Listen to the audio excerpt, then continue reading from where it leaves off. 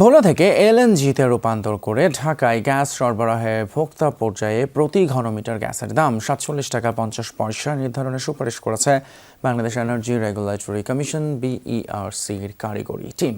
মঙ্গলবার engineers institute ভবনে BERC কার্যালয়ে গণশুনানিতে ৪৭ টাকা ৫০ পয়সা প্রস্তাব করে পেট্রোবাংলা ও তিতাস গ্যাস। নিজেদের মূল্যায়ন শেষে প্রাথমিকভাবে কোম্পানিগুলোর প্রস্তাবিত মূল্যহারই বহাল রাখে বিইআরসির কারিগরি টিম। এ সময় বিইআরসি চেয়ারম্যান বলেন, ভোলার গ্যাস জাতীয় গ্রিডে সরবরাহে পাইপলাইনই সমাধান, তবে আপাতত বিকল্প ব্যবস্থা এলএনজি। ভোলা জেলায় আবিষ্কৃত ৩টি গ্যাস ক্ষেত্রের মধ্যে বর্তমানে শুধুমাত্র শাহবাজপুর গ্যাস ক্ষেত্র থেকে গ্যাস সরবরাহ করা হচ্ছে।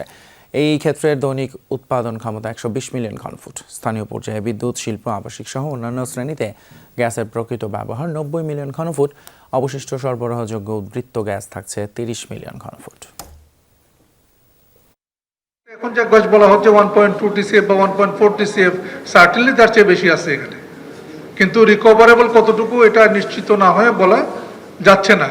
পার্টিকুলারলি চরফেশনের যদি ড্রিলিংগুলো হয়, চরফেশন যেহেতু আরও সাউথে, তো চরফেশনের ড্রিলিংগুলো হলো পরে একটা চিত্র, বেটার চিত্র বলা যায় পাওয়া যাবে যে সেখানে কি গ্যাস, কতটুকু গ্যাস রিকভারেবল হবে।